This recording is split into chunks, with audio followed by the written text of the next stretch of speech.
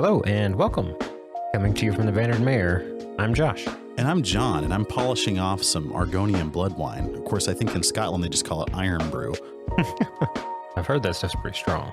But this is the Geek ETC podcast, where we dive into all things you can geek out about. And welcome back. I think you need to apologize to everybody for ahead of time, because Josh has been somewhere. For my condition. Your condition that you're in. Condition meaning that I mistakenly planned going to the dentist on a day that we were set to record. So half of my face is kind of numb, which is fine. It's, obviously you can tell, like, it's not too bad. They only did half of it. If it's my whole face, I'd probably be, struggling through it. But, we'll make do. Apologize for any mush mouth, that's coming through. But well, and they only pull like 3 of your teeth too, which is surprising, honestly. God, I don't think I would be doing this. if you had your teeth pulled? If they were pulling teeth, no way. I've only ever had one tooth pulled. Really? And that was as a kid. And it was still a baby tooth? Yeah, it was it was a molar, but it had a cavity in it. And that visit kind of like ruined me for dentists for a while, because the dentist lied to me and said he wasn't going to pull a tooth. And as a kid, yeah, when they're pulling a tooth and they just told you they weren't going to, like, it was at that moment that I was like, I hate all dentists. I remember being in first grade. I don't remember any of my dentist appointments before this one. This is my Genesis dentist event. That sounded hard to say. Genesis dentist event. I'll say that 3 times fast.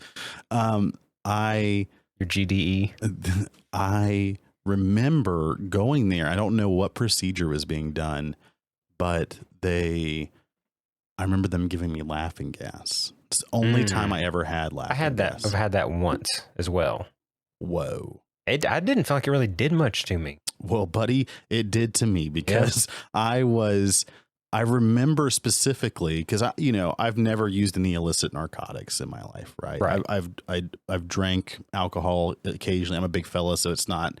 I don't enjoy the taste, and so it takes a lot to do. So other than skooma, some skooma, yeah. I don't drink often, or if I do, it's just some whiskey or something. Sip of this here and there. Yeah. Same as me. Or especially on vacation, maybe get like a Cayman Jack or something like that. Oh yeah, on the beach. But I remember being there, them putting it on me, and I remember seeing myself with arms and legs like extended, like almost in the, like the Leonardo da Vinci pose, like doing a jumping jack, something of man. Yeah, doing that jumping jack pose. And you're T-posing and watching myself spin down this, like going down this spiral, like this black spiral. So you into were the full void. on hallucinating. Oh my God. I remember in like while I think they were drilling something, because I remember tasting candy the whole time. What? So, dude, no, when they did, it may just not gave me much, but like it made me maybe a little lightheaded. But that was it. Oh, buddy, that's all it did to me. I was gone. My mom always tells the story where we're walking back out to the car. She's holding my hand. I'm like, Mom, I'm walking, but my feet aren't on the ground. So, gee, you were flying. Yeah. Oh, I was. Yeah, absolutely. Right. The only thing even kind of close to that, which was kind of the next step up, was when I had my wisdom teeth taken out, and that they put me full on under. Oh yeah. Fully asleep. And so that I remember sitting in the chair. And they hooked an IV up for the anesthesia, and they had like a heart monitor thing, so I could hear the beeping in the background, beep, beep. And as soon as they pushed the stuff through, I felt the cold go in my arm and go up my veins. I could feel the cold going up my arm, which was a freaky feeling to begin with. Yeah. And then I was just laying there, and then I heard the beeping go beep, beep, burp, burp. And I remember saying, does anybody else hear that? And then nothing. Then I closed my eyes, and then I opened my eyes, and I was in the backseat of the car as my mom was changing the gauze in my mouth. And I opened my eyes. I was just in the car while it was happening. You just woke up. And then I closed my eyes and I opened them, and I'm on the couch at home. And I'm just like, what the heck? Wow. That was the only really, I guess the only really moment in my life where I have like lost time. I've had a lot of concussions where I've probably lost some time, or I've definitely lost some time with those, but I've never been under before. Yeah, and I've never really been like so drunk or something that like I don't remember last night or whatever. I've never been anywhere close to that far. I think you've been around me when I've been like at my drunkest, and I'm still. No, I stand corrected. When we went on vacation one time, we went to this Mexican restaurant. That's right, yeah. And we had made Jello shots, and I think like the shots themselves didn't work out, so we just had a bowl of it. Of extremely, well, I didn't really have any of it. No, it was you and my wife. It was extremely potent, like strawberry Jello with vodka or something in it. Yeah, but like it's the first time any of us had ever made it, so who knows? We probably just way overpowered it. But I just remember taking like a fork or a spoon and just like eating some of the bowl and didn't really think about it. But by the time we drove and got to the restaurant, the Mexican restaurant, and we ordered food, like it hit me. And I went to the bathroom, and I think I passed out in the bathroom. You did, yeah. Because I remember, and it was a nice restaurant too. Yeah, it was a nice restaurant. We had ordered, and then I'm like, and then like I had to go get you, which I guess on the beach they're probably used to that kind of thing. But I was like, right. But like I remember at one point waking up, hearing someone bang on the door and yelling, and then I went back out, and then at some point again I woke up enough to actually get up and leave. And by that point, in my head it was maybe a minute or two past, but I went back to the table and y'all were done eating and like we're leaving. Yeah, the food had came, you had eat. And we're like leaving, and this whole time I was like, I missed this entire event. And the other thing was that was the only bathroom in that place. It was. So I felt horrible. I was like, I'm glad that this is in a different city and town. Yeah, where I'm not gonna. I'm not gonna ever see any of these people again. Yeah, yeah. That was one of the most embarrassing, probably the most embarrassing moment of my life. That's why I tell myself when like when I have to go poop in like public places, it doesn't bother me really. But sometimes I think about that, like, oh man, like I've got to go. And then I'm like, I can, like, sometimes you like try to hide the noise a little bit. Yep. Like you're not just going like you would at home. Yeah, full bore. And for me, I'm like, these people don't know me. They don't know who I am. They have no idea who I am. Yeah. But of course, now you see some of like these TikToks and stuff. People will actually videotape. Like that's true. A lot of people screw around in public bathrooms now, which is that's scary. Yeah, there's cameras everywhere now. Yeah. But like I think it's probably at least good for most people to at least have one super like embarrassing moment or something like that in their life, just so they have some context. And like, all right, I've been to the edge. Like, yeah, that was not pleasant. I don't want to go back anywhere near that. Yeah, sometimes I fiddle with the edge there. I've got a lot of embarrassing moments, but luckily, yeah. But no, that was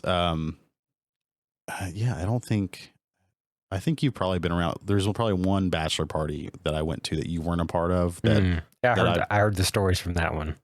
Yeah, that one was interesting. I definitely didn't black out, but I was definitely you were rowdy. Yeah, I was a little bit too wild. And unfortunate for other people, being a big, strong guy. Yeah, they're like, I don't want to wrestle. And you're like, well, too bad. It's happening. Yeah, there was like an orange wig at this house, and I was pretending I was Blanca from Street Fighter. Yes. And I was like running around like my knuckles like an ape. And then, yeah, I miss a little bit of time there because I remember there was at one point where I was I was eating. I remember having like two like really nice chicken breasts. There was a guy that went on the bachelor party with us. It was like 20 dudes, first of all, in this lake house. Spoiler alert, the deposit didn't come back right for that guy for the people that booked it, but it was two bachelor parties conjoined because there were two college friends. And, several of us worked with the one guy but a lot of them had all gone to college together and to a party school, like a nationally rated party school. Oh, and so they knew what they were doing. Like they had like a whole thing of Jack and Coke, like in one of those giant like orange coolers, and then they also Gatorade coolers, things. Yeah, and then they had a whole one. They had like at least one of those full of Gatorade too. Oh yeah, and so they were prepared, and plus what everybody else had. We made a Sam's Club run, right. And we had loaded up. And I remember at one point just eating like chicken breasts, like double fisting them. I know I lost some time there, and then in the basement they had like they're playing beer pong. Just with water in the cups, because we were all adults and we didn't want to make a mess. But, right.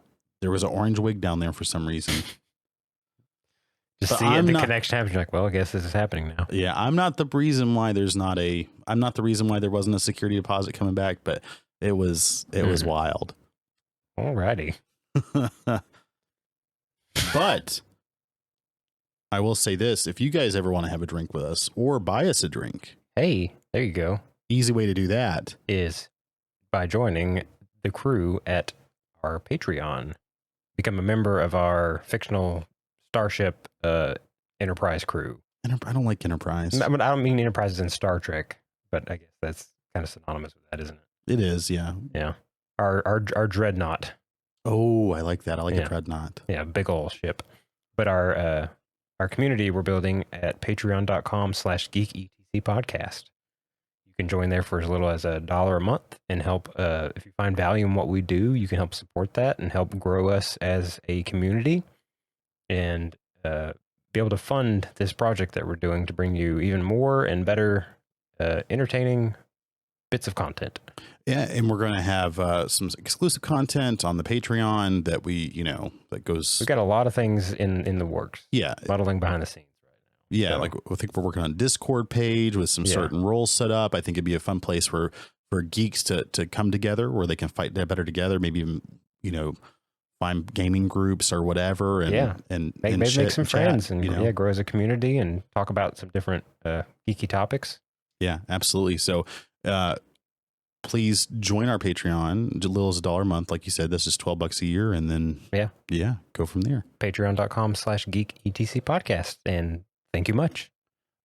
So when you said you woke up in the back of the car a minute ago, it reminded me of what we're talking about this week. Yeah, because this week we're geeking out about media adaptations of video games. Ooh, and whether that be movies or TV show series. Yeah.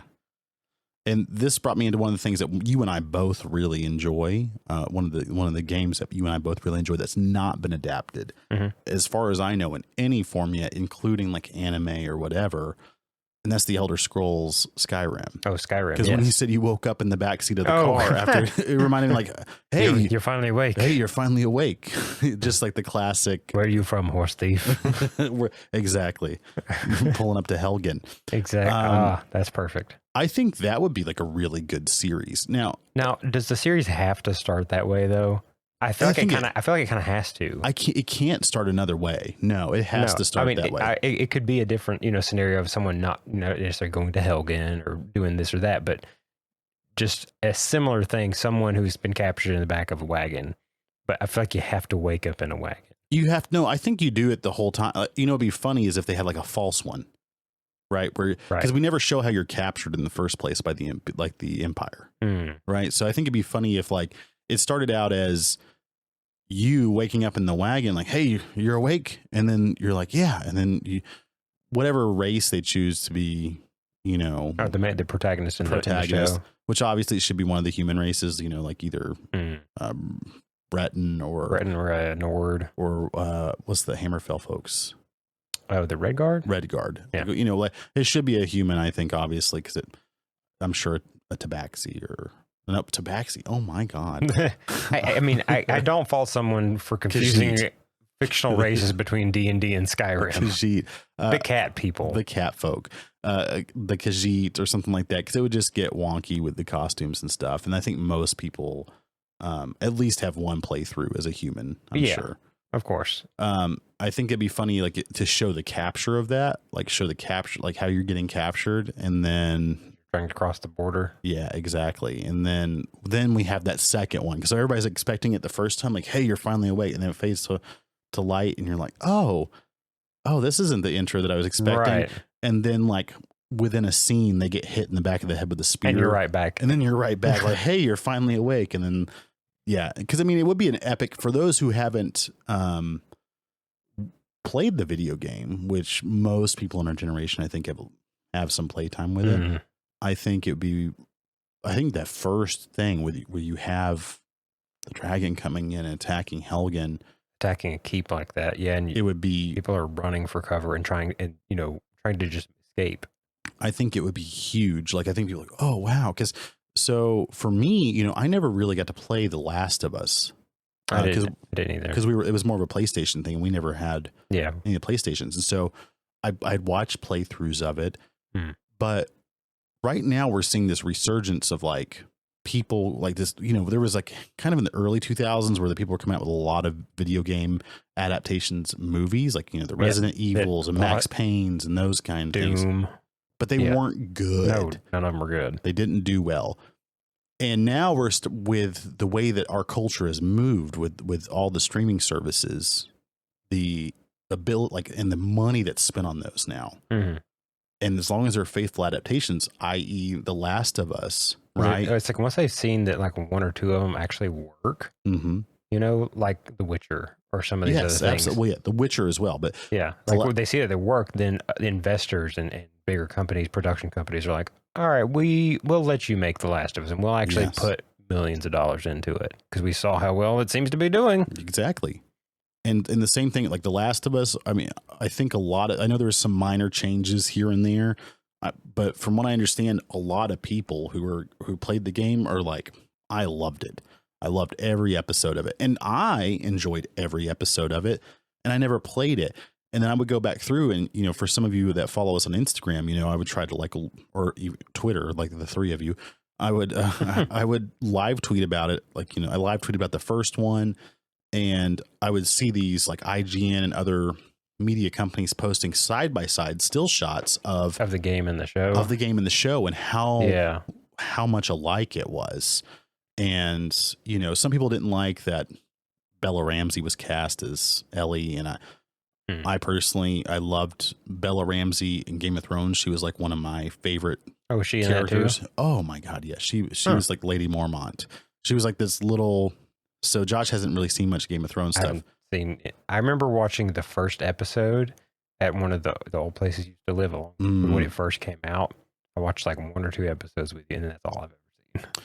So she, like in the 6th or 7th season, she comes in, and she's obviously, this is several years ago, so she's much younger, and she's like the noble, like she's in charge of this noble house and the castle and all that, and they're trying to beseech her for help, trying to get her troops. And it's like this whole long scene. And apparently they were only going to make her a one-off character, but they loved her so much in it that they just decided to keep her as a recurring character. Oh, wow. Up until something bad happens to her in the most epic fashion. I feel like that's everybody in Game of Thrones from what I hear, though. Well, yeah. Well, the last season, they did that themselves when they kind of half-heartedly did it. So really? That it killed some of us off as well. But but in that, she's like this, really feisty, she's this really feisty lady, and they go through all this trouble of like convincing her, and finally she agrees to help. And they're like, how many soldiers can we expect, my lady? And she leans over and whispers to her counselor, and he whispers back to her, and she comes back with a smile, and she's like 62. So it's like, and they're like, or like 40 something. It's below 100, and she's like, we're not a big house, but every man from Bear Islands fights with the strength of 10 men from the mainland, and so, and then she's like she has a lot of good scenes throughout the thing. So I actually liked her just as like an actress.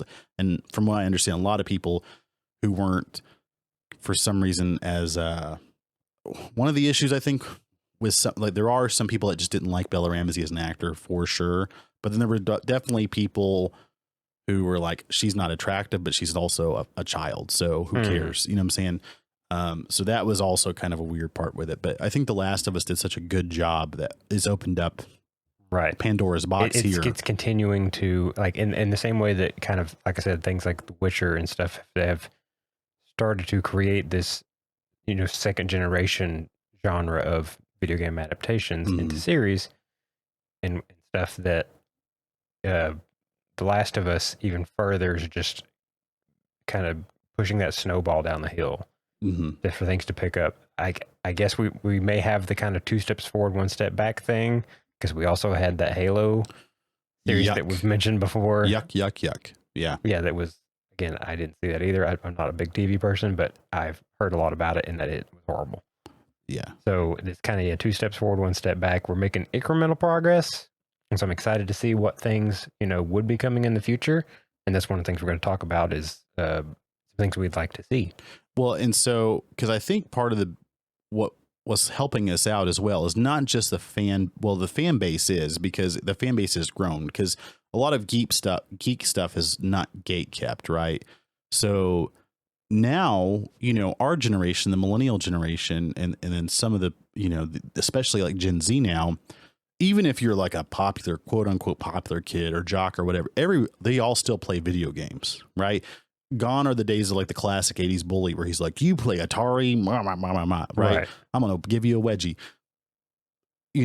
Even the jock, like even if you're like a jock and you don't like fantasy or sci-fi or whatever, you're still probably playing Madden. You're playing Madden, you're playing Call of Duty. Yeah. Yeah, you're playing all these games too. You are the odd man out if you're not doing that. So there are so many people playing video games now. And everybody's mom's playing Candy Crush. So yeah, even the parents are like Stardew Valley. Yeah. Wife. Also wife. Both of our wives play Stardew Valley, so we're big on it. But it's one of those things where I think because the fan base is there and people are going to be really excited about faithful adaptations of it, and there's a lot of gamers out there, so I think that's really cool. So yeah, for me, I think so. The first one I'd like to talk about is Skyrim. So starting with some of the things you can pick, and this is an old game. There's going to be spoilers for it. If you've not played it, you should play it. But also, they've only released it 17 times. So, and I think that lends to the fact that like that's how well it would do, is because people keep buying. I mean, that's the thing. As much as I say that, I think I've bought it like 4 or 5 times at this point. Yeah. So what choices would you make? So when the first choice you can make, I guess for one thing on that too, just thinking about it as it's an open world RPG, and I guess that's the tricky thing, is to figure out like how to handle that motif in a series or something. I guess it could still kind of play out similarly to like a Game of Thrones or Lord of the Rings. Sure. You could have multiple point of view characters. So I think especially some of the side quests or the larger side quests, like the 3 biggest ones that I can think of right off the bat, other than the Civil War, because I think the Civil War is kind of tied into the main story quest, is the Companions, right? The Assassin's Guild and the Thieves Guild. The main guild things that you can do. Those are both, very in-depth storylines. I think you could easily. So I think you start out at Helgen. Here's the thing. Yeah. Would it be like? Would there be 3 or 4 different main character protagonists in each of those? Like it's kind of a jumping, or like we're following multiple storylines. I've thought of that following before. A character that's going through the Thieves Guild stuff, someone who's doing this, and at some point these characters are intersecting each other, working together on missions or things that they're doing. Well, I definitely think there's definitely different like point of view characters that would be good for this adaptation, where obviously I feel like then I would just get upset that them like, oh, they got co-op in the show, but you can't do it in the games. Well, but I mean more like, we're following around Brynjolf or whoever in their specific roles. Like we're keeping them the same. And I think that I think you essentially just have like, this, like in the first season, you get through Helgen, you're doing all this stuff, the Civil War's in earnest, and then you wind up doing a couple things with the Thieves Guild, but you're not like a Thieves Guild member. Would it be a situation where we're literally following the storyline of an NPC and where you hear stories about this Dragonborn person kind of thing that they may come and encounter with, but it's like the story of the kind of an Andor sort of thing, a side character that it's not about the Skywalkers, aka the Dragonborn, it's about this other person. Maybe Lydia, or like, one of the companions you can get in the I think you still game or something. Yeah, I think you have all of those. I think you just limit, like, rather than somebody joining the Assassin's Guild and doing like the Brotherhood and doing an entire playthrough, you hit the highlights where you're like, you save these people, you save the people in the woods, you kill the assassin, and then, you have to do a mission, and then you get co-opted in trying to kill the Emperor, right? And like, but you're not a full-fledged member, and then you wind up somehow that kind of intersects with the Thieves Guild, and then you do more heroic things with the Companions or something like that. Meanwhile, you're moving through the actual story itself. And I think, it sounds an awful lot like my actual playthroughs. Yeah. Well, because I joined, I always wanted to there's only a couple times like where I destroyed the Assassin's Guild, I think, but I think you could hit the highlights on that. You could kind of catch it or in the middle.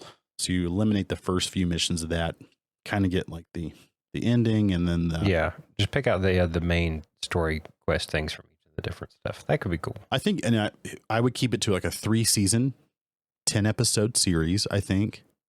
And I think I would. What if each season followed a different guild kind of thing? That like first season was the Thieves Guild, second season was the Companions or something. I think it could potentially with like a civil war looming in the background, and then also dealing with the actual main quest as well, like and then going through and doing all that. Yeah. Okay. Well, so in thinking about the main, oh my God, I didn't even think about the Dawn Guard DLC. Oh yeah. All right, so 5 seasons. So, okay, I changed my mind. 5 seasons, right, where we're getting a decent look at it without like the Dragonborn. I think the Dragonborn needs to have like agency immediately, so we know that they're not just gonna like us, like, oh yeah, I'll make some gold. Right. You know, we want them to have principles and do things and be part of the world, and not just like some, you know, leaf that falls whichever way the wind's blowing. Right. But I would say 5 seasons where they get to do all that.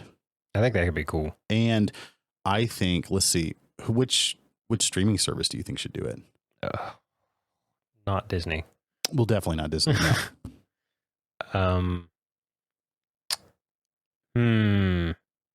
Maybe, I guess, maybe, I mean, HBO would probably be the pick. HBO is typically going to be my pick because I think HBO has done the, you know. They're not scared to push the limits too as far as things you can show. So they are not. Yeah.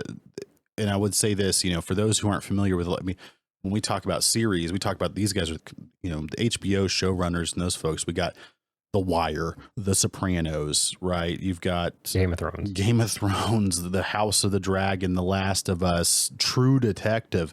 You have this amazing, not that Netflix or Amazon Prime doesn't have their exclusive things. Don't have their great exclusive, because I like a lot of Amazon Prime things and I like some Netflix things. HBO seems to have less failures. Definitely. It's like when they do come out with a big show, like it's hit. Oh, and they put a lot of effort into it. And I will say this, like, I think if The Witcher was done by HBO, first off, I think Henry Cavill will be given a lot more money. Well, hopefully, but I think he would be given a lot more like say so. I imagine they would even help. I imagine that they probably even make him a producer or something. I could imagine. Right. And just because of how much he knows and how much he loves. Yes. And he knows the source material. I think they would be hard pressed to treat him the way that Netflix kind of has. And I think it would be a little bit more gritty. And I think the film, I can just imagine like the way that the film looks, it would like just the way that the scenes look. I could see it in the kind of letterbox, more widescreen. Yes. Sort of, aspect ratio, very cinematic looking. That can, I can kind of probably better too. props too. I think I think HBO would do a good job with that, and I think HBO would do a good job with Skyrim as well. I think so. Yeah, that would definitely be high on the list. I have another one that popped in my head while we were talking about it. Okay. So what's the next one? Mass Effect. Okay, so that was my next one. That was my, and you know, if I had to make a series out of anything, it would be that. We keep like we've mentioned it many times on the podcast, but it stands the test of time. The story of that. I just started playing it again. Really? Yes. This is not like a show. I just started playing it again a couple days ago. That's awesome. I just downloaded because I've got the Mass Effect, the Legendary Edition. Yeah. And you do too on the Xbox, right? Legacy or whatever it is. Legacy, whatever. And so I downloaded, I got it, and I kept hawing with it. And I was like, well, maybe I'll play through again. Maybe I won't. But because I know I'm going to be invested in it. Yeah. This thing, like, I want to kind of play it again too, but I don't have the time at the moment. Yeah. So I did. I just got Liara picked up. Right. Nice. I'm running more of like an adept playthrough. So for those who aren't familiar with Mass Effect, it's we've talked about it several times. I'll talk about it again. It was an Xbox original. It was one of the original Xbox 360 titles that came out. And it is a kind of open world RPG third person shooter game with also some like kind of force power aspects. It's a space game. Oh, yeah. Yeah. Space exploration RPG. I would say, and for me, I think without a doubt, it's probably the number one sci-fi game of all time. To me personally, I can't really think of anything off. The only other thing I'd put up there would be like Halo, like the first three. I kind of put those together. I would agree. I think those are great in their own right, and I think they have the lore and they have everything there as well. But going back through and listening to the codex and hearing that dude narrate all the different things. I can hear his voice like in my head now. Yeah, I love all that stuff. The Asari were the first species to discover the Citadel. When the Solarians arrived, it was the Asari who proposed the establishment of the Citadel Council to maintain peace throughout the galaxy. Since then, the Asari have served as the mediators and centrists of the Council. Just all the threads that are, because I played today and I did the asteroid mission, the one that's that was the only DLC I think for the Mass Effect 1. Yeah. And I played through it. And I think I always killed the guy and he blew up the people in the room, but I always wanted to kill him because, you're left with this choice, like let the guy get away and, save people. It's kind of like the classic, like train scenario. The train, the track split and there's like one person or it's like a baby tied up, like a baby on one, and then an elderly person on the other, or like five elderly people, like five elderly people on the other one. And he's like, "What choice are you going to make?" And unlike a lot of games, you can't, jump off the rails. You still have a lot of like levity with what you do in the series, but you make this choice and then you have to live with whatever the consequences are. So it was one of those things where like, I'm just going to, I'm going to kill him. I was like, no, I'm going to try something different for once. Yeah. And I actually looked it up. I was like, and it turns out if you let him live, there's actually some cool encounters you have in the next 2 games. So I was like, okay, I'll let him live this time. That's awesome. Yeah. So I was like, I'll let him live because I want to see these things I've not seen before. Right. So Mass Effect, for real quick recap for those who have never played Mass Effect, we're part of this galactic federation. There's some other alien species out there. Humans finally are able to build up their technology enough to travel to Mars. And when they get to Mars, they discover this ancient technology that leads them to these things called the mass relays. Yeah. And these mass relays essentially make it where you can warp through space. Yeah. So you're going faster than light. And it turns out there are other species that have been out there doing it. We kind of joined this galactic council. There's this huge space station where there's like the galactic, there's the council and all this stuff. And it takes place. You are Commander Shepard, either male or female. And your first name doesn't matter because they always just call you Shepard. Shepard. Commander Shepard. So they're just calling you Commander Shepard the whole time. And you get inducted into this really cool, like, special agent CIA MI6 thing called the Spectres. Yeah, special forces exclusive elite group. And because of that, then you have your little ship and you can just go to different galaxies without like having to actually fly it yourself. You warp there, you choose little missions to go on away teams, and you have a team that you build.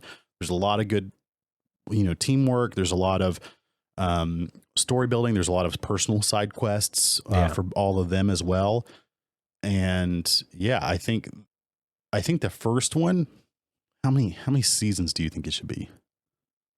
Goodness gracious. I'm like quickly like running through the storyline in my head and like trying to think like if you could fit it. Because a lot of shows now, the way seasons are kind of made on a lot of series now are maybe like 6 to 12 episodes kinds of things. They're not like other TV shows where a season is like 40 or 50 episodes kind of deal.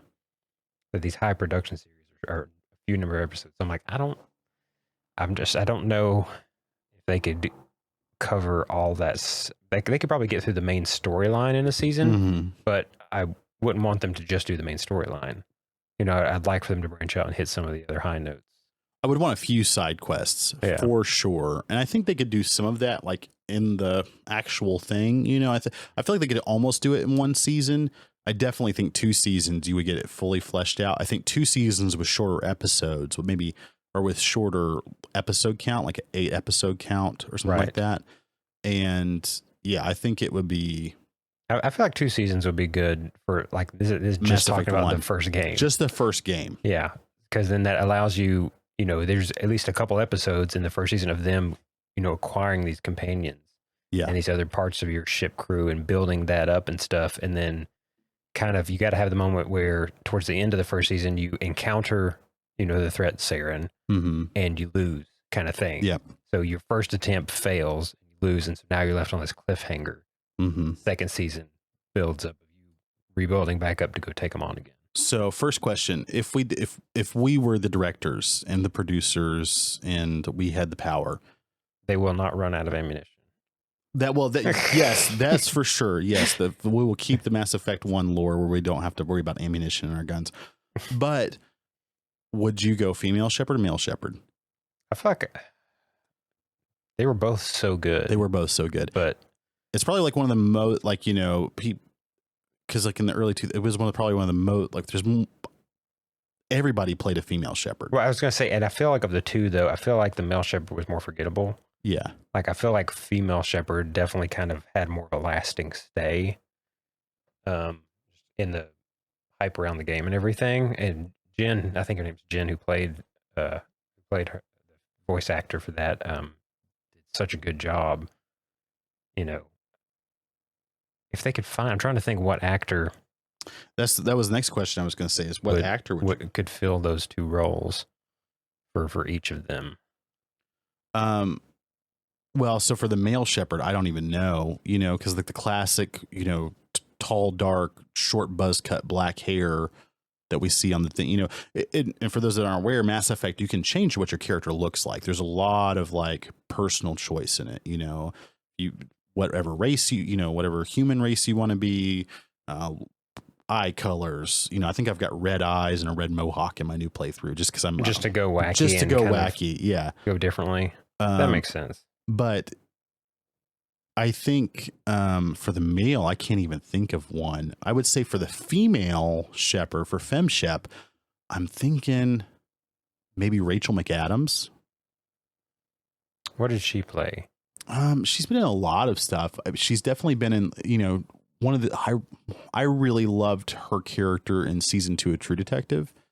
And I think you chop off some of her hair, put her in that position.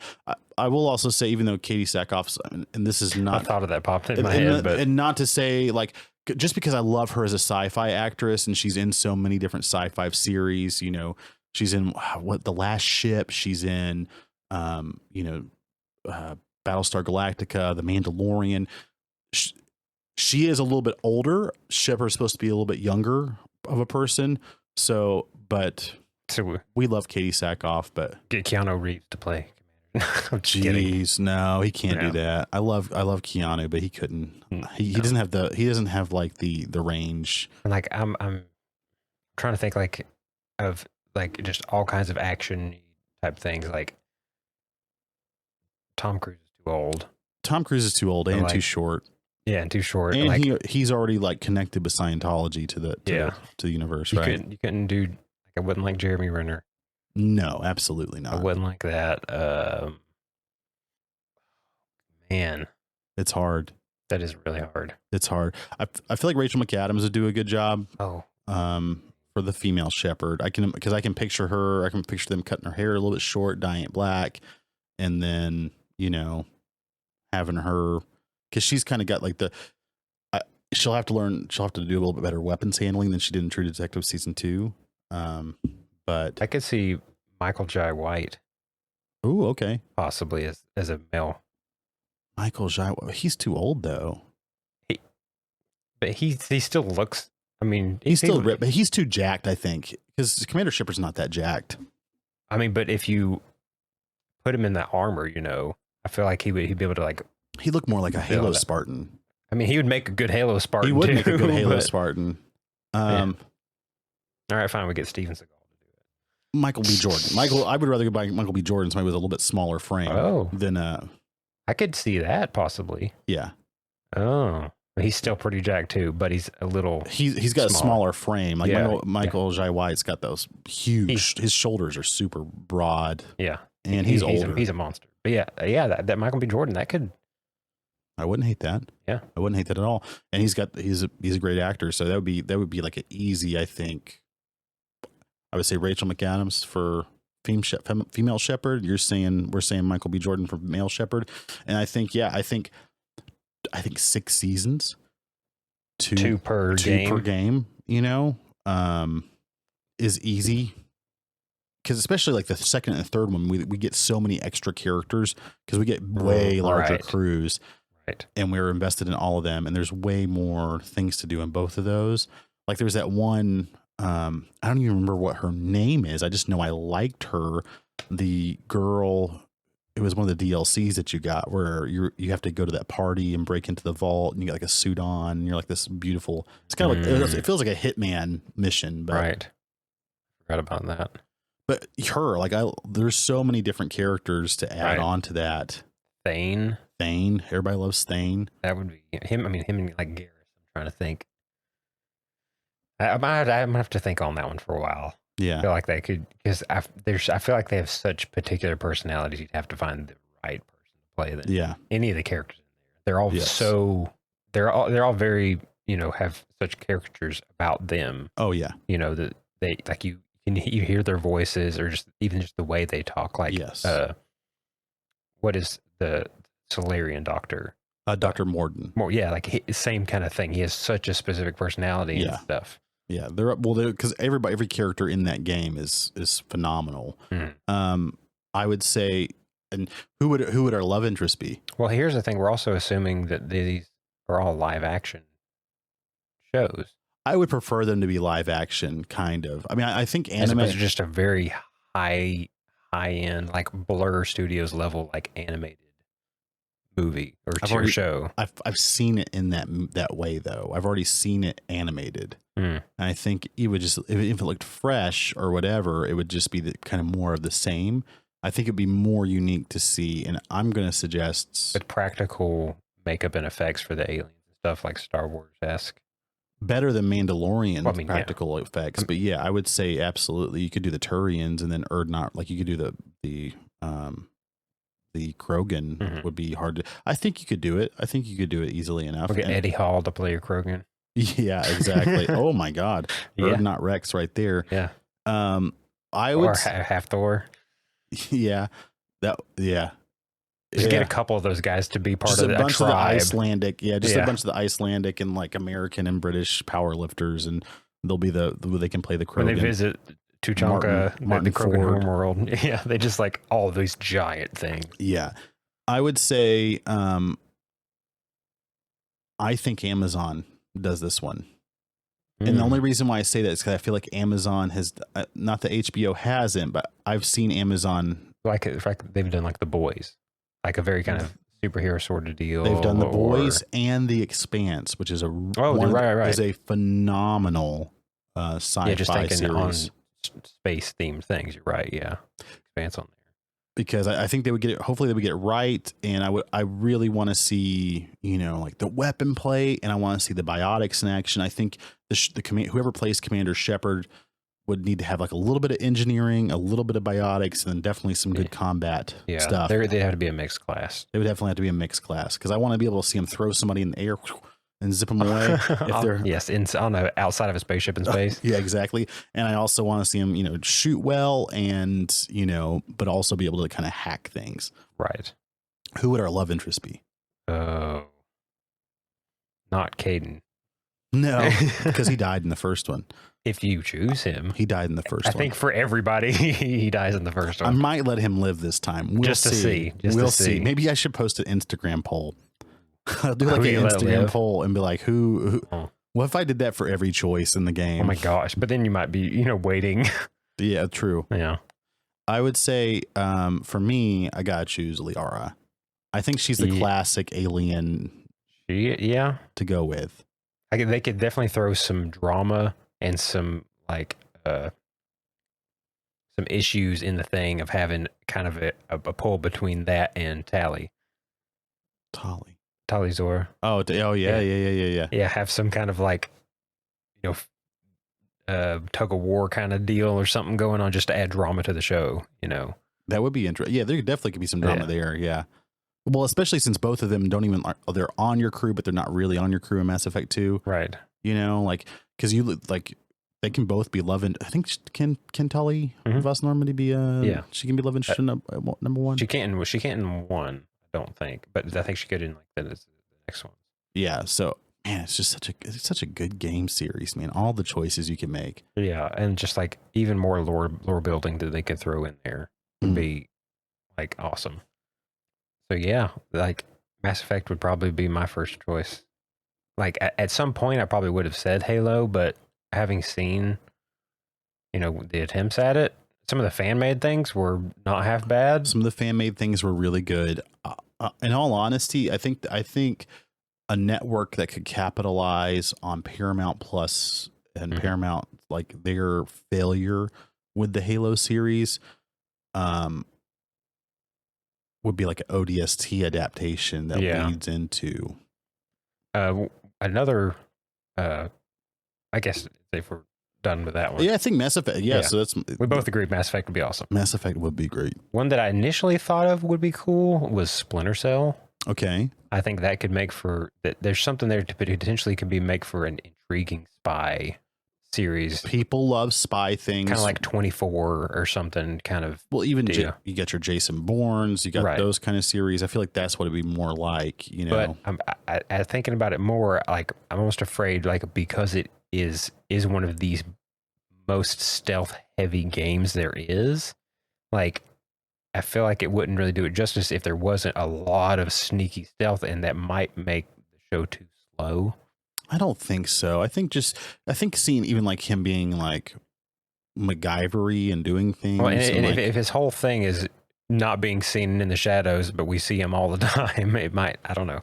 I just had some kind of secondary reservations about it. Well, there would have to be some actual gunfights and stuff. Yeah. You would obviously you'd have to play it a little bit more like me, where you. I guess two of my other issues would be like if I saw it in the show they had a gunfight, and in my head I'd be like, well, that's not how Sam Fisher would have handled that situation. They would have done it to make it dramatic, but I'm like, he wouldn't have been that dramatic. They wouldn't have ever seen he was there. Yeah. That / also, whatever actor plays him is going to voice him. And, that was the entire reason I didn't play like the 6th game, was because Michael Ironside didn't voice him. Yeah. And that's the only Sam Fisher that will ever live in my head. So unless Michael Ironside is doing the voice, like, I also wouldn't. I probably, in the same way that Master Chief isn't going to sound like Master Chief, I feel like I wouldn't have any interest in it. Okay, so live action, maybe not. Yeah. Maybe not live action then. This would be one of the ones I would say, why not? Because this is something we've not seen, is a really high end, like anime / animation style with that might could be spy. cool as an anime type of animation. Yeah. Yes. Because now you've got now you can do a lot more. You could even like tone up like the graphicness of it a little bit more. You can play with shadows and light really well in some of that animation style. I feel exactly. like. That's what I'm thinking. And really, really go into that. I think that would be really cool. Okay, you're changing my mind a little bit. Then there might be something to that aspect. But yeah, I don't think it could work live action, but I think it could work in that. Who would the love interest be? I'm just kidding. His gun. His SC-20K. That's right. That's his love interest. His bullpup. The shadows. the dark. I'm in. Sorry, babe, but it's the darkness for me. I think that'd be really well done. I think that could be I would say, who should do that one? I would say Amazon as well. Invincible, The Boys, the cartoons. I think Amazon doing that, really playing it up. And honest to God, I would say this as well. Metal Gear Solid, I think, could fall into that same thing as well. I mean, they're very similar. They're very similar. Yeah, but you could have a Metal Gear Solid. I think an anime. I think like a classic dubbed, not even dubbed, but like subtitled Metal Gear Solid anime. Yes, I agree with that. I think that could have a place. Would be amazing. Because that's just like set up for it. I don't think there's one already out there. Another one I had also thought of was like, what would a Ghost Recon look like? But does that just look like something similar to the Terminal List? Or well, but see, here's the thing: the Terminal List is great, and I love the Terminal List, but it's dealing with like these small unit tactics, and like it's just him and like his brother, like his buddy, I think if you had that same kind of active level where they're actually a military unit deploying to these different areas, I think you could have a decently long running show where you've got the Ghost Recon. I guess I also think of things like Act of Valor or Band of Brothers or some of these other, things that a lot of times, like some of the things like Act of Valor, like they, cast like actual, like Navy SEALs or they were all things like Navy that. SEAls. But the thing with that is The acting you goes get down. some realism of that, but they're Navy SEAls, they're not actors. Mm-hmm. So with you, it's a scale to balance of like staying true to realism and accuracy in things they're doing versus better acting. I think you just go, good acting, the still like, we get the John Wick effect of terminalist effect of like good gunplay, right? But in a military sense, like we get that good like military where they're like deploying and they're going on things, because you could have several seasons where they're like going after this one guy and they're deploying to these different areas and kill one of them, replace one of them, come back in. And I think when you turn the tech up to 11, right now you add the drones, you add like active camo kind of thing going on, right? And then them relying on that too much, then having to take it back down and then go back to basics. Go back to the basics. Yeah. I think that'd be sick. That could be cool. I think I could definitely see something do that. Would Mark Wahlberg have to be in it? No, no Mark Wahlberg. Another one that you had mentioned is actually coming up, and I see it on our list we have pulled up here, would be Fallout. Yes. Again, sticking with Bethesda, but... And Amazon's doing that one. Yeah, like, talk about a story, again, that could be interesting. Oh, yeah. Coming out of a vault after the bombs are dropped. Yes. For 200 years. Like, yeah. Or like even life inside the vault. Yes. Oh, well, the life inside I feel like that'd be like a lot of like flashbacks and that kind of stuff. I think I would love to see, that would be good. Like a Fallout, Fallout, was it Fallout 3 where you start out in the vault and do all that? And then you get into like New Vegas where you're the courier, and then Fallout 4 would be awesome because you get that cryogenic thing going on. Yeah. I think Fallout 4, everybody loves Fallout 4. Everybody plays Fallout 4. I think Fallout 4 is a good way to go. Or even if it was just a new Fallout story, you could do that. Well, that's true as well. That's probably what that will be. It won't be a adaptation of a specific game story. It'll be a new thing, but that's fine. I just like to see that universe. Yes. That general storyline of the world. War. War never changes.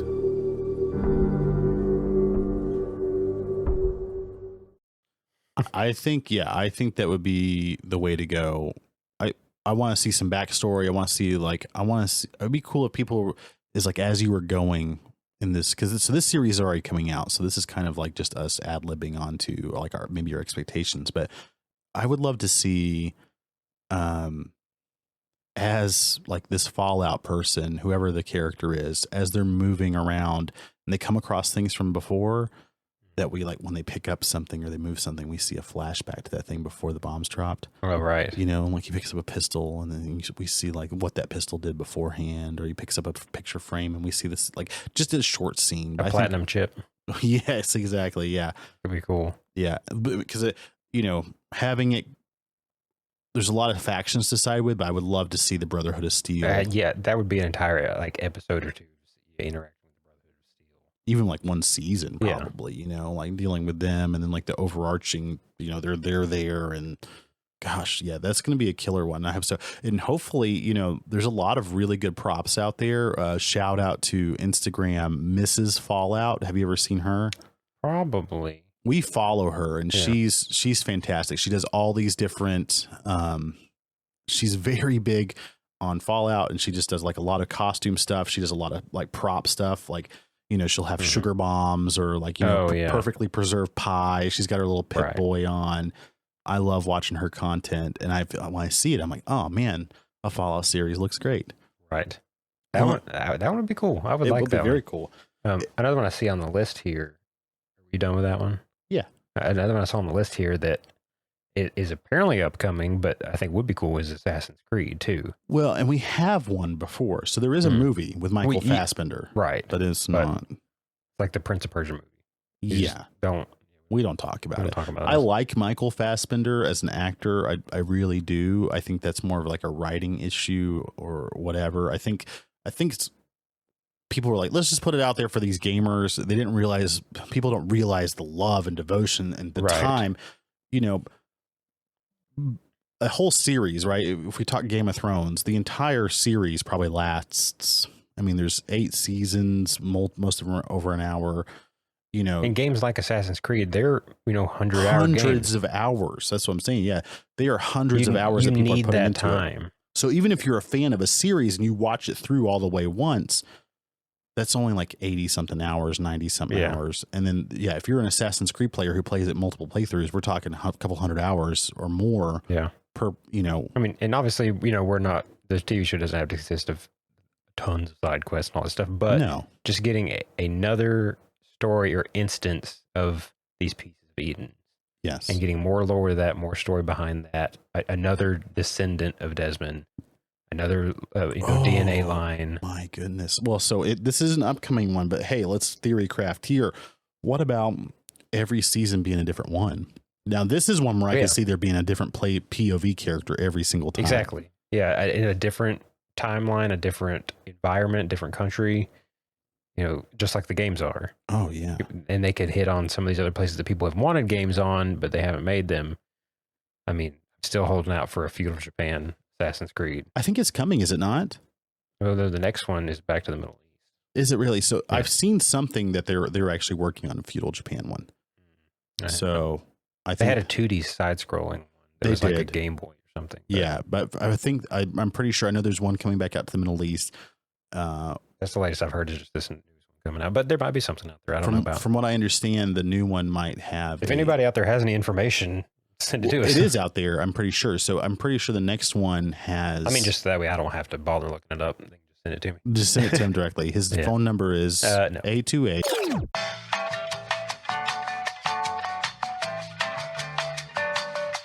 So text him on that number.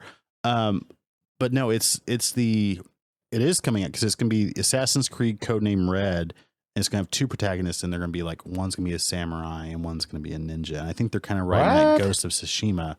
How have I not heard? I don't know. Well, I would play that multiple Probably because times. you just spend so much time editing our podcast and doing such a good job also, of that. Could be that. No, so that's coming out, which will be very interesting because I know everybody loves the Ghost of Tsushima. Yeah, they love that game. We don't play it because we don't have. If I had a PlayStation, that would probably be one of the first games that I would would probably get to be play. one. Because it looks beautiful. Oh, yeah. It looks beautiful, and it feels like an Assassin's Creed game from what I've seen of it. Very similar. I've watched like most of the playthrough of the first one. Yeah, I think it's kind of almost a big boy, you know, Assassin's Creed. Right. Like it's got a little bit more adult orient. Like it just feels more gritty, I guess, is what I'm saying. Whereas the other ones seemed like they have a little bit more cartoonish aspect to them. Right. What about some silly games that we might want? Because I've seen the Super Mario Brothers now with my wife and kid, and it's done $1 billion. It has. That's nothing to shake a stick at. That's nothing. Yeah, it's like the number one film adaptation of a video game of all time. I think that's getting studios to look at it. And I guess where that one leads me to think is, as far as cartoony things, combine these new versions of Sonic the Hedgehog, Detective Pikachu, and build your Super Smash Brothers movie. Okay. All the universes combined and they all fight each other. Oh, wow. Yeah. Why not? The Mario MCU, or the MCU, the Mario Cinematic Universe, I guess. Mario Cinematic Universe. Yeah. The Super Nintendo. That's their end game is Super Smash Brothers. Yeah. God, that would be wild. Mm-hmm. They could do that easily. They could. Well, I feel like they could. Well, this, in the movie, it's Donkey Kong heavy. I've seen Donkey Kong in the trailers and Donkey stuff. Kong's in it. They get on Mario. They get in the carts. They ride on Rainbow Road. So, and they got the turtle shells going out. I feel like there could be something there. Oh yeah, I think that could easily be done. I would say so. When it reminded me of when we were talking about the Skyrim thing, just because they have the opening for I think it's Goat Simulator 3. Oh yeah, I think you could do a goat animation goat simulator. Freaking goat movie. Goat. Goat Simulator the movie. Goat Simulator the movie, and I guarantee people would watch it. Would it be called Goat Simulator the movie simulator? Oh my God, what would it be? Yeah, they would have to get creative with that title, but I feel like that would obviously be like a straight to streaming movie or something. Like they wouldn't. I doubt they'd have a theatrical release. Yes, I would say it would need to go straight to streaming. Yeah, but and then it would get released back to theaters because everybody wants to see it on the big screen. Cult classic coming this summer. Goat Simulator 3, or even better, like Farming Simulator. Oh, Power Washing Simulator. That's kind of like a lot of places. Farming Simulator is kind of like the Jeremy Clarkson's Farm on Amazon. That's like one of my favorite shows. Is that one? And I guess if you want Power Washing Simulator, there's 40,000 YouTube channels that them just cleaning cars. Yeah, those exist. TikToks and like yeah. So I guess you could just watch that. Yeah, for sure. I think the Goat Simulator thing would be hilarious. I'm trying, real-time strategy games. I like them, and they don't necessarily usually lend themselves because there's not usually, there's you're killing in all like big hordes of troops at a time. Right. I think, in all honesty, so 2 games, the Command and Conquer series, because there's a lot of lore with it, specifically like outside of the red. So, I would want it to be more of like the GDI versus Nod, like the Brotherhood of Cain, like the original Command and Conquer, and those, and that leaves itself open. Just the world is set, and then you can go wild with whatever characters and the kind of the story arc that you're going on, but with a little bit of like overarching themes that go on for it. Right. I think that would be really killer. And then StarCraft. So I played the original StarCraft, StarCraft 1, StarCraft 2, and those are really good games. And they have a lot of interesting, some of the early cinematics were those back in the day. Those were a blast. And I watched those before I saw something like the Warhammer things, and the crossover there is incredible. And now we have our Lord and Savior, Henry Cavill, who is going to be, leading the charge on a Warhammer 40K movie or series. Yeah. And I'm looking greatly forward to that, cool. how they do that. But there's a lot of crossover because the Terran soldiers in StarCraft are these big guys in armor similar to the Space Marines. If Henry Cavill ever wants to come on the show and talk about Warcraft, we'd be happy to have him. Yeah, we'll have to work you in our schedule. I think. mean, I guess, we could fit him in somewhere. We'll fit you in. We'll talk with our agents. Yeah, we'll have our people call your people. Yeah. At A2A. So yeah, I think real-time strategy wise, I think those would be fun. I think it'd be fun to see like a StarCraft adaptation. I think it'd be really fun to see a Command and Conquer adaptation, and give them a lot more, levity. There's already been one Warcraft adaptation, which is, I never played World of Warcraft. I hadn't either. I played the original like real-time strategy game, right, where you're playing that one. And I think they did that one. I've never watched it. I've seen some scenes of it. It's tempted me a couple times. I've almost been tempted to watch it just because like sometimes you're like, man, I just want to watch a fantasy movie I haven't seen. Right. And that could lead me to it. That could be. I'm trying to just go through my head of old games I played and stuff. And one of the ones that popped in was initially with Star Fox. But I was like, that'd just be a furry movie. Oh yeah, it would be. Yeah. Hey, I feel like the internet memes around that one would probably drive it. God, they were bad enough with Sonic, weren't they? Right. Ooh. I mean, thankfully they got that fixed. Thanks to the community pressure. It was at least because he originally looked scary, stupid. I know a guy that I kind of work with, see at work occasionally. Apparently he wrote some like pretty popular Sonic fan fiction. Oh wow. And he was telling me about it. And I think he was doing it ironically. Mm-hmm. But then it turned out people latched onto it. Oh yeah. I can't remember what the name of it was, but if you're one of those people like, is he the writer of such and such? Yeah, he probably was, because it was a pretty popular one. So all over Tumblr. I think so. Yeah. Yeah. It was. So that was where all that lived. Oh my gosh. Yeah. So I don't think Star Fox should do it. No. I don't think. I mean, we've already done the Detective Pikachu. There's been Pikachu. Like obviously, there's been a ton of Pokemon. We see Pokemon. I mean, it was well, in media. That's what it. I mean, that was one of the first instances of that because it's based. That actually is off of a video game. Yeah. The Game Boy game Red and Green came out in Japan in '96, and the show came out in '97. Did it really? Okay, I wasn't sure if they were like concurrent or what the deal was. With that. So the games came out first, and the show was based on Pocket Monsters Game Boy game. Yeah. So that was one of the examples of that actually working. Man. Yeah, that's killer. Well, something a lot of people are into right now that we've never played as far as I know is I think a lot of people might like, and it would probably have to be anime, if not Minecraft. If not, yes. It's just like how I play Minecraft, like back in the day. Building a square just cube a house. 4x4 square cube house made out of dirt. Yeah, like this will do. Yeah. Would be like the Elden Ring and like the Dark Souls games. I mean, those I feel like would fall similarly in line with like Skyrim. It'd be the same kind of deal. But they're so over the top and gratuitous. I mean, it would be that, but just cranked up the intensity of it. Yeah, sure. And I think you would have to have it. I think they would have to know that it's going to take a second to catch on. I mean, people are obviously going to want to play it, or we're going to want to watch it immediately because it has such a big following, especially with the new Elden Ring release. But I think you crank that up, you turn you maybe make that animation, maybe drop that as like a live action, but the monsters and stuff would be so hard to do. One that I'd like to see is live action, and they've done an anime version of it with Cyberpunk. Very true.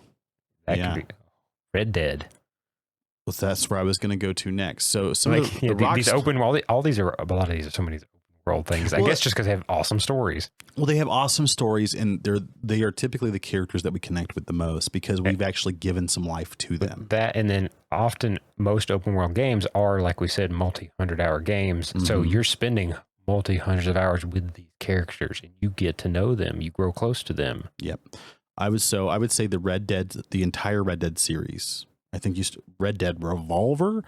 I think you do Red Dead Redemption 1 and 2, and I think you do all those. And I from what I understand, I've heard different actors who want to do that. I've heard people say we want to do that, and just an old Western like that with like a lot of the bank robbery, the outlaw aspect of it, following them around. You can keep that game 1-to-1. You could make Red Dead Redemption 1 and 2 and keep it a 1-to-1 where we have the side by side of this is the game and then like The Last of Us. I think you could do that 100%, and it would be at least until you get to Undead Nightmare. Oh, that might be a little tough for the then zombies. It turns back into The Last of Us. Hey, there you go. They're not zombies. They're infected. That's right. Yeah. I really, really, really, really, really like the idea of a Red Dead Redemption. And I think a lot of people do. And I think a lot of people have just love the game. They love just the beauty of it. I think you'd have to really capture that. I think that's one of the things The Last of Us did is they focused on the looks. And I think you have to do that with Red Dead. I feel like that's easy to do with a Western. That doesn't making Western stuff doesn't take a lot as far as prop wise. No, you're not making all these space things that don't exist. Like you can't shoot people on set, but you have to be careful with that. But you have to. I agree. I think it's one of those things where you really crank up the beauty of it. I mean, one of my favorite movies of that genre, especially, is like Open Range, which in that movie, you see a lot of beautiful landscape, and then the action is really only at the end. There's a lot of buildup, and it's sudden, and it's violent, and it is, dangerous, and you get a feeling that it's dangerous. And I would want to see that from that. But I think Rockstar could capitalize on that so much because they've released several versions of that. They've got the online community, and and then jumping to Rockstar again. I honestly think you could do a 1-to-1 of Grand Theft Auto 4, or sorry, Grand Theft Auto. Grand Theft Auto. Grand Theft Auto San Andreas. I think you could do multiple. I think you could have like multiple in seasons. the same way how 5 had 3 different protagonists that it keeps switching between. They intersect every now and then. Is what I was thinking of. I'm saying I think you go back to. I think you could do a Vice City one. I think you could do a San Andreas one. I think you could do the GTA 4 and a GTA 5. I think you could do all of them. Yeah. The obviously the top scrolling ones, you could have that as like a It's like a little thing where some an Easter egg in there, like an Easter egg where some kids playing it. What are you playing on that game? But you better do 5 first. I feel like doing that in like a Breaking Bad style kind of thing, like that kind of show would lean itself well to that. Oh yeah, I mean, because that's another one. Shot for shot, you could do that easily, and it's such a good game. It's such a good story. I think Vice City had a great story. Of course, Vice City seemed like kind of like a Scarface ripoff for the most part, right? But 4 wasn't neat. Nico, that whole playthrough. Nico, it's Roman. Let's go bowling. I forgot about that. Going to the Ferris wheel together. Oh my gosh. Your cousin. He was like, I think he was like such a character. Yeah. Get Boss Rootin in there too. Oh my God. Yes. I mean, that's what I'm saying, because the guy who plays Gay Tony. The Ballad of Gay Tony, the guy who plays in GTA 5, who plays what's his face, the crazy dude, Trevor. Yeah, that actor. They modeled it. They modeled it after him. I know they modeled it after him, and I watched one where he came into a Comic-Con panel one time playing Trevor. Yeah, and he was like screaming. And I think I heard him. Somebody asked him to yell at him. He like yelled at the person who was asking questions on at their behest. I think that would be killer as well. Right. For sure. I think, and to be honest with you, you could have a little bit of crossover because they're all in the same world. Red Dead Redemption and the Red Dead series are in the same world as, they take place in America, but they're all in fictional cities and fictional places. And you could have like some crossover in between all of that, like where you could have like little Easter eggs for both of them. For sure. But they're so cinematic and they have so many things, and everybody, I mean, how many versions, how long has Grand Theft Auto 4 been going on, or 5 been going on? Yeah, the online stuff. Yeah, there's so much story there.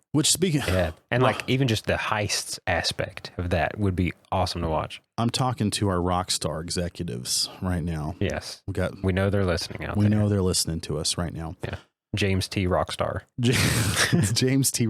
Listen, you guys took from me because I didn't get my character ported over quick enough in Xbox One. Oh, yeah. And I lost all my money in my online character. And I'm not going to do your silly little heists or whatever to get it back. I want my $15 million from the original character that probably wouldn't buy anything in the first place. So, but give it back to me, okay?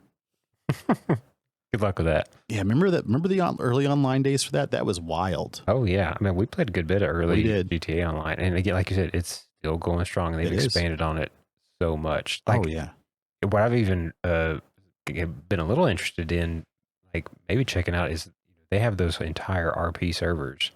They do for it and stuff that are so in depth. Yeah. Well, I think like, so serious. I think like Arma does the same thing where they get like Arma, like just Second Life series, like realism. Simulation kind of versions of this kind of thing. But anyway, the last thing I want to do is get pulled over for speeding in a video game. Yeah, and you would. Yeah, they do. in the GTA RP, they do that because there's entire police departments. I know, it's wild. Yeah, I want to be a butcher or something like that. Yeah, you could be, maybe.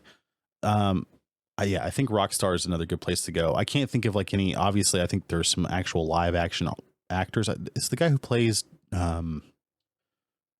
Who's our protagonist in Red Dead Redemption 2? Arthur. Oh yeah, Arthur Morgan. Doesn't his character resemble the main character? I feel like the actual actor resembles the main character in that, and I think he resembles Arthur. Maybe they modeled it after him a little bit. Yeah, I don't know if I've seen him or not, but it could be. Well, in the same guys, I'll say this too: if Cal Kestis ever wanted to make a drop in, I mean, God, that's like a 1-for-1 shot. You better do it while he's still young. And they did that little promo for the game that just came out with him. Mark Hamill, where he was like training him on lightsaber stuff, and whatnot. That was a cool little commercial. I think you got to throw him into like an Ahsoka or something soon because we need. I mean, obviously Maybe not Ahsoka, because I think Ahsoka takes place after the fall of the Empire, and we would kind of know If how there's Kestis' any fate, but series that comes out that same time period, yeah, it would be cool to see a real life version. yeah, because I mean, use him while you got him, Right. you know, before you have to cast somebody else in the future, because he's obviously a phenomenal actor. We did cover a whole lot. But I mean, I feel like that's like I feel like those are some things that I think a lot of people are clamoring for. Right. But it's thought provoking. You know, get it out there. Because we have a God of War series coming out to Netflix. We got a Horizon Zero Dawn being picked up by Amazon. I don't know how that will do. I think there are people that really like Horizon Zero Dawn. I don't see it for sure. I don't see it doing super well, to be honest. But I think hopefully, and I've seen a TBA with Mass Effect on this list that we have here. Right. Pray to God. I just hope it goes the Witcher Last of Us route and not the Halo route. Well, I hope it goes the Last of Us route for sure. I think The Witcher. I love The Witcher. I think the show's great. I think the series is great. I would just prefer to see a little bit more, like being, hey, take care of our boy Henry Cavill. He's one of our best geek ambassadors out there, and yeah, we want to see him do well. Right. But yeah, like I mean, if you've got any, thoughts about that or things you would like to see. I thought of one more. Okay. Before we go to closing music and telling you all about our stuff, I got to go back to a long time ago in a state far, far away. Actually, I know I might have played it here. The Getaway would be an amazing. I remember because we just got done talking about Grand Theft Auto, and the story in the first Getaway. So you are like a UK based mobster, kind of like working for like the Collins gang, and you, your kid winds up getting captured by this rival gang. Your wife gets killed. You're kind of it's very Grand Theft Auto-esque. Okay. And it was actually a really cool version of that before you had like Grand Theft Auto 4. And it was just neat. It was like a neat thing to like carjack people in like the British vehicles, and like the gunplay was a little janky, and like you didn't, but it was such a good story. I think you could 100% do it, and it would make money. Right. And you could probably keep it a 1-to-1. Like there's one where you have to like infiltrate the police station, like listen to the phone lines. There's like it was such a cool show, like video game. That makes me think of LA Noire. Oh, which is also Rockstar. Yeah. That one takes place in that's a very like, crime detective. Oh my God. Kind of thing. You could do a 1-to-1 for LA Noire for sure, because people love true crime and love detectives. And then you have the Black Dahlia murders on top of that in the background. Oh, Josh, I think you just came up with a gold one right there. Hey, there you go. That's pretty great. Run with it, show producers. Yeah, LA Noire would be great. Yeah. You could have a couple different seasons too. You could have 3 or 4 seasons. Oh, for Probably sure. 3 seasons of that, I would think. Yeah. 3 seasons HBO. Because they've already done True Detective, which is the gold standard as far as I'm concerned for detective shows and police shows. All right, we heard it. Greenlight it. Make it happen. Yeah, we're talking to you, HBO director, executive person, producer. Yeah, Steve HBO. Steve HBO. Esquire. Yes. Yeah. Well, we don't want to run you guys too long, but we appreciate everybody that's been listening to us, and we really want your feedback and input. We really want you guys to be part of the community. We love the kind of the camaraderie that the geek folks have. We love being on video games, and we love hearing from the people that are already out there. And so we ask that you join us at follow us on Instagram at Geek ETC Podcasts, and follow us on YouTube. Subscribe to us at Geek ETC Podcast, and our Twitter at Geek ETC Podcast. There's like 4 of you, and we don't post a whole lot on there because there's only 4 of you. But hey, every time I get a new episode out, and if we had a bunch of followers, I'd probably be tweeting cool news and stuff all the time if I could. And obviously, once again, don't forget our Patreon. Patreon.com/GeekETC podcast. And Josh works so stinking hard on the show notes for every show. He goes and puts a lot of work into it. Visit our website, www.geeketcpod.com. Yes. You can listen to entire episodes there. You can read a little bit about us, and then you can also go underneath each episode and see the show notes with links to all the stuff we talk about. So if you're like, what were they talking about? Want to know a little more about it? You can go there, find a link. It'll get you, some more information. A lot of times, maybe like a Wikipedia or IMDb or, something like that. But just at least get some more information. And if it's something sounds interesting you want to look into, you can find it there. Because, otherwise, what else has Josh got to do? If nobody's using it, we got to get rid of them, right? No, I'll always have some show notes. That's right. If they're there to have. So, listen, we want to hear from you guys. We want to listen to you guys, and we want you to be part of the crew on our Patreon. So and send us messages if there's any video game adaptations you would like to see as movies or TV series. Make sure you catch us every Wednesday where you can find all your podcasts. And remember, every major platform, Apple, Spotify, Google, Amazon, everywhere. The reasons why we're getting all these shows and we're getting faithful adaptations is because geeks fight better together, and we got to keep it going. But always remember, keep geeking out.